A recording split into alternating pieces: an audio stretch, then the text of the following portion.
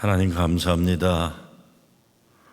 말씀으로 이 하루를 심어도 살게 하시고 기도로 주님의 뜻을 분별하게 하시오니 감사합니다.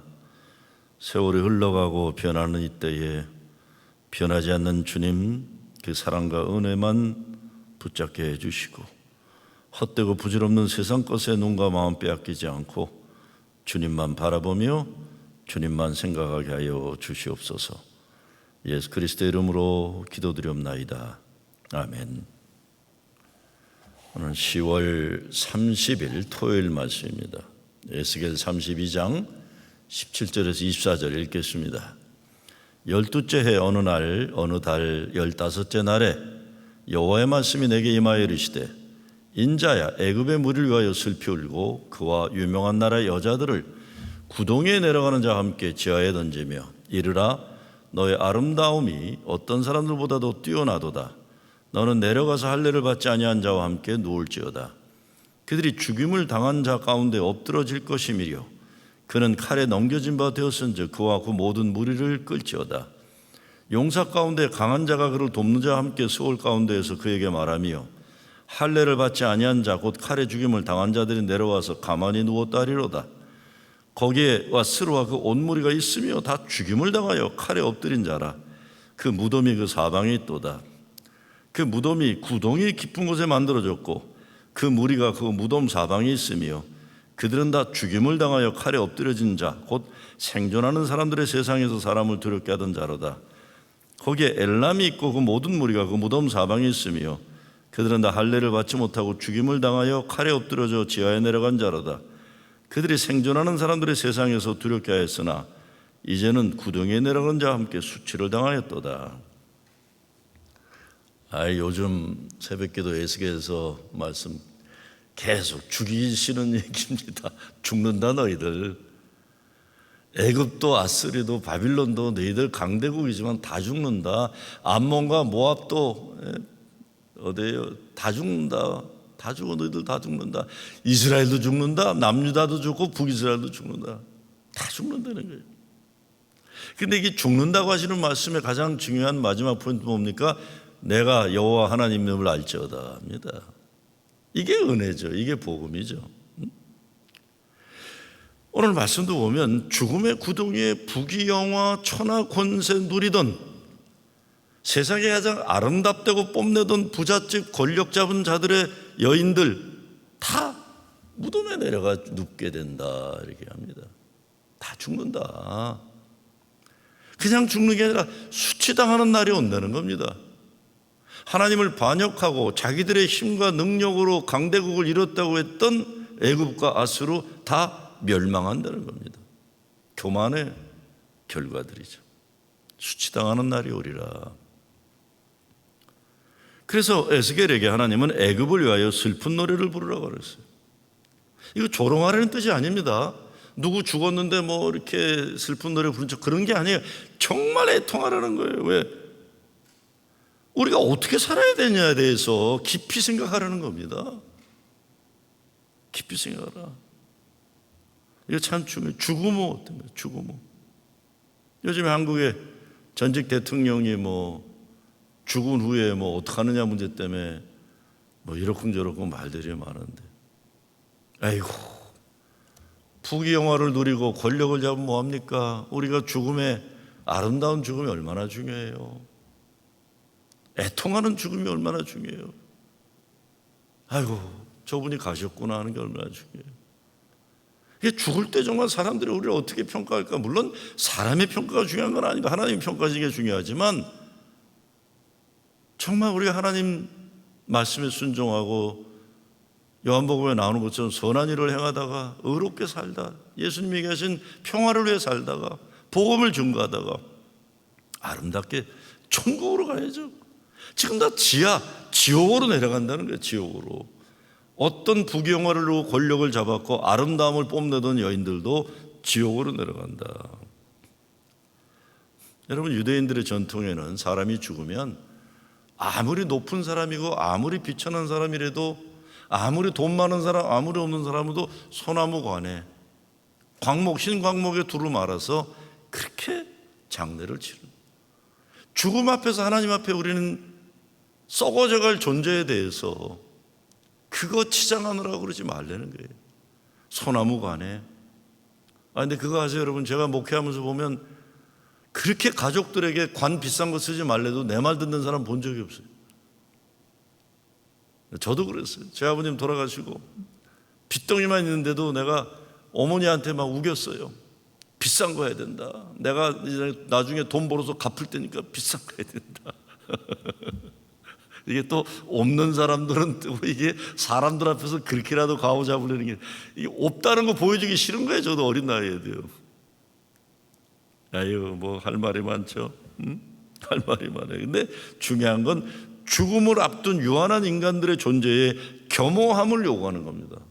죽어야 될 존재들인데 너무 세상 뽐내고 자랑하지 말라고. 두 번째는 죽음의 가장 중요한 건 천국 가는 거지. 아무리 부귀영화하느라고 권세 누렸어도 지옥 내려가면 뭐가 이게 의미가 있습니까? 권세 행사하려 약한 나라 침범하고 하나님을 반역한 나라들의 종말이 이렇다는 겁니다. 슬퍼 울어라. 우리 자신들의 못남, 우리 자신들의 부끄러움, 저들을 부러워하면서 하나님을 신뢰하지 못했던 죄악들 울어라. 울어라. 왜 강대국이 수치로운 패망을 당합니까? 하나님 모르는 교만이 스스로 하나님의 자리에 오르는 하나님 자리를 도둑질한 바벨탑의 우상숭배의 죄에 빠지게 됐던 것들이죠. 세상에 대해 애가를 부르라. 그래서 세상에 대해 슬픈 노래를 불러라. 여러분, 우리도 교회가 집단적으로 세상을 부러워하던 것 이제 슬퍼해야 됩니다. 세상을 부러워하던 건 뭐예요? 우리도 올림픽 경기랑 똑같아요. 더 높이, 더 빨리, 더 많이, 더 강하게 슬퍼해야죠. 슬퍼해야 돼요. 무너지고 있는 현실 속에서 오히려 교회의 본질을 우리는 다시 붙잡을 수 있어야 되는 거죠. 하나님이 코로나를 통해서 우리를 겸손케 하셨다고 이걸 우리는 하나님의 은혜와 섭리로 받아들일 수밖에 없는 거예요. 왜? 무너뜨리셨는 거예요. 인간의 자랑들을, 교만의 견고한지들을 무너뜨리시는 거예요. 왜 출애굽입니까? 출애굽이라는 게 노예 400년의 유대민족의 출애굽이면서 동시에 세상적으로 비옥한 강대국들을 문제들 여기에서 출애굽 자유하고 해방하려는 겁니다. 영적인 해방과 영적인 탈출이에요. 우리가 이런 거 부러워한 겁니다. 애굽의 비옥한 땅을 부러워하고 아수르의 레바논의 백합목 같은 아름다운 견고한 걸 부러워하고 이런 영적인 노예 현장에 물질의 권력의 힘의 돈에 인간의 아름다움에 영적인 해방 탈출하라. 이 노예에서 자유하라는 겁니다. 노예에서 자유하라. 무덤에 가만히 누워야 될 존재들인데 영생 주시는 예수님 그리스도 감사함으로 우리는 우리 삶을 중심 잡아야 되는 거죠.